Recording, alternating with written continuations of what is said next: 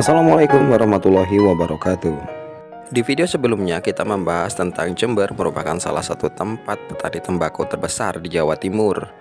Salah satunya adalah jenis tembakau kasturi dan juga naos. Nah, untuk kesempatan kali ini saya akan mengajak Anda membahas tentang jenis-jenis dari tembakau kasturi. Nah, jenis apa saja tembakau kasturi yang ada di wilayah Jember ini? Kita simak penjelasan berikut ini.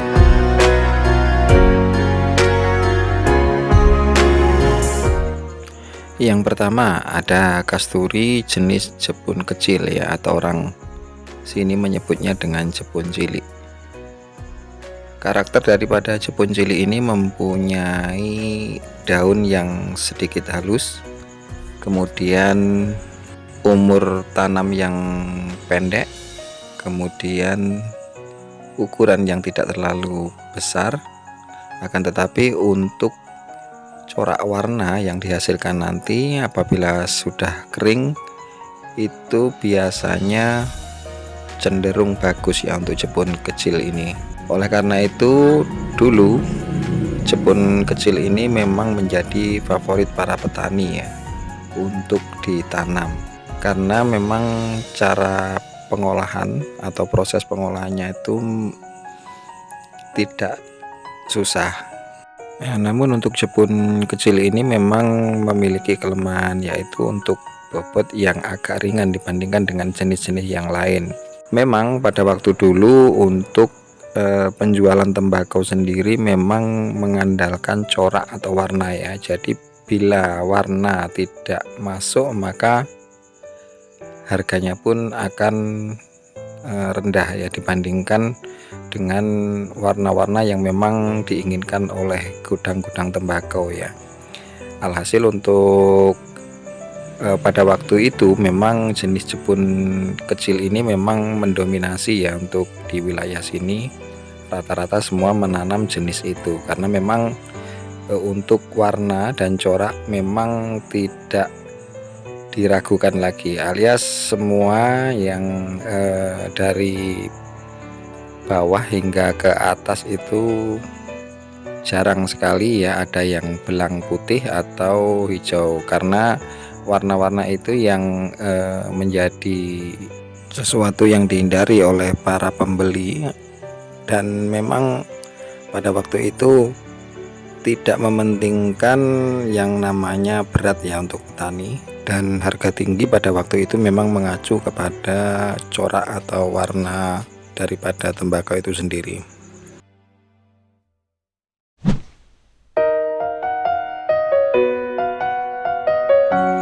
Selanjutnya ada jepun mawar. Jepun mawar memiliki daun yang agak lebar dan sedikit bundar untuk daunnya sendiri, namun juga ketebalan masih sama ya dengan jepun kecil tadi.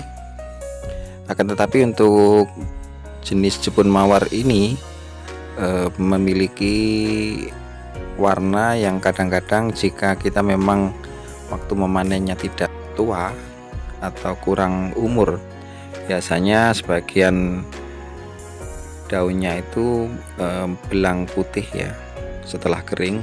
Dan mungkin karena inilah ya untuk jenis mawar memang pada waktu itu peminatnya atau para petani biasanya tidak memilih menanam jenis tembakau ini.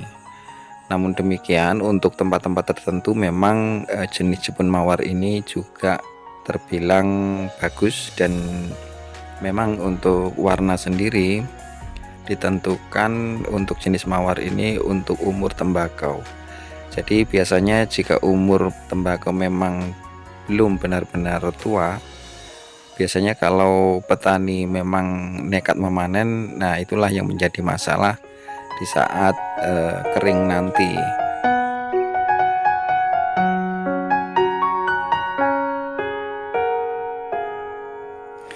Yang selanjutnya ada jenis jepun kulit ya, atau orang petani sini menyebutnya dengan jepun lulang ya. Jadi untuk jepun lulang ini mempunyai karakter daun yang sedikit berbeda, dimana untuk jenis jepun kulit ini memiliki karakter daun yang agak kasar, kemudian lebar dan juga panjang.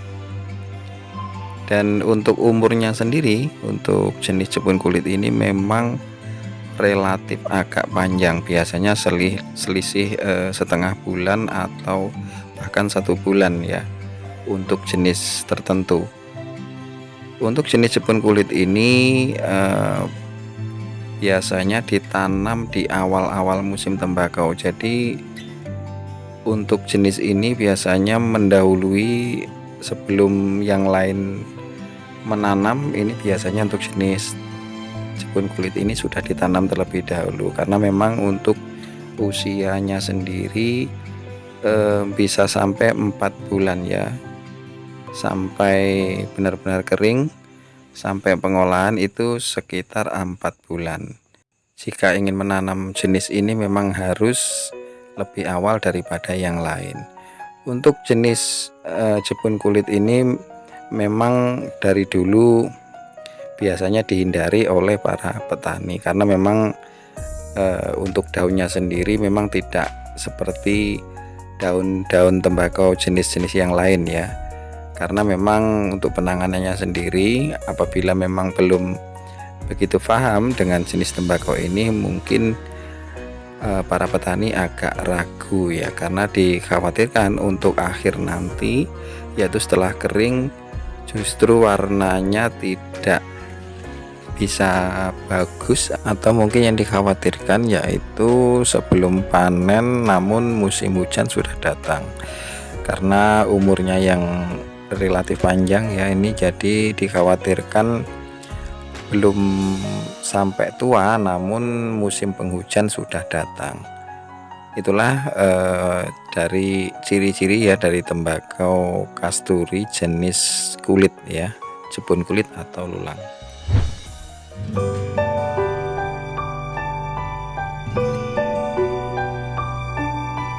Yang selanjutnya ada jenis gagang putih. Untuk kasturi jenis gagang putih ini memang terbilang masih baru. Beberapa tahun ke belakang ini baru ditanam oleh para petani yang ada di sini. Untuk ciri-cirinya mirip dengan tembakau Perle ya, mempunyai gagang yang agak besar, kemudian otot-ototnya itu terlihat besar dan berwarna putih. Namun untuk daunnya sendiri hijau ya, tidak putih seperti tembakau Perle ya. Dan untuk jenis ini menjadi favorit juga ya untuk saat ini, dimana memang jenis ini jika ditanam untuk pertumbuhannya sendiri memang sedikit lebih cepat ya dibanding untuk jenis-jenis yang lain. Jadi setelah tanam ini baru beberapa hari gitu aja sudah terlihat pertumbuhannya yang memang sangat cepat ya untuk jenis tembakau ini. Namun demikian untuk jenis tembakau gagang putih ini juga memiliki permasalahan-permasalahan sendiri ya, seperti umur memang juga agak panjang. Kemudian untuk warna yang dihasilkan nanti pada saat kering biasanya juga tidak sebagus baleno ya, atau jenis-jenis jepun cilik atau mawar tadi.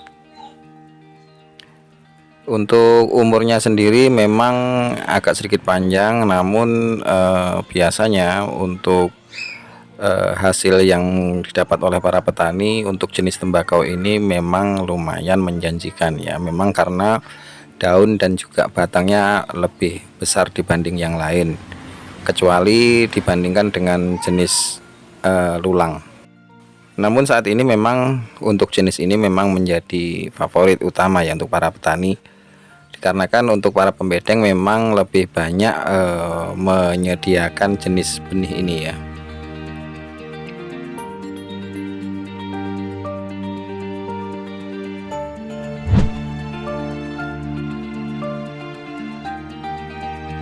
Kemudian jenis selanjutnya yang terakhir yaitu jenis baleno.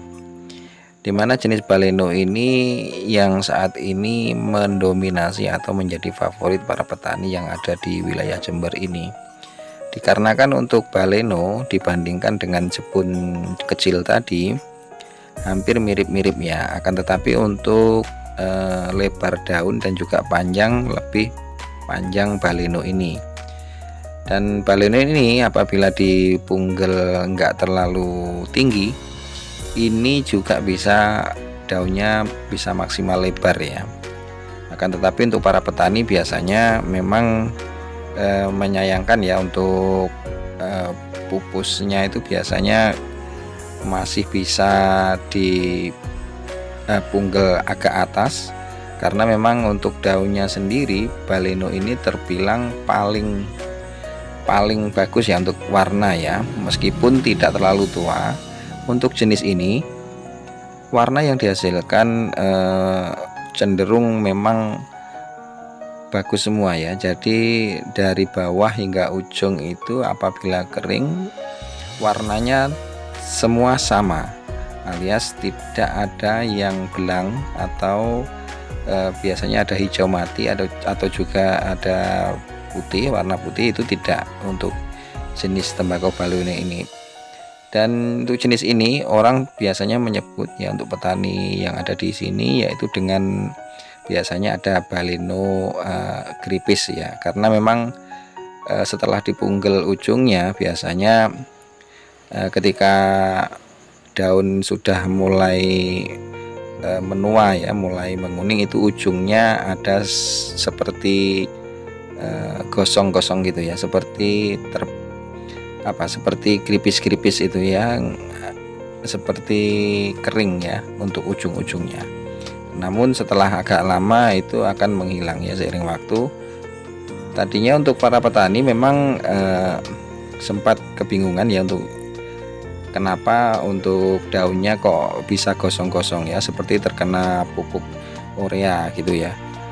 Nah, ternyata itu setelah umur tembakau sudah semakin tua ya, itu untuk bercak-bercak kering itu akan menghilang dengan sendirinya.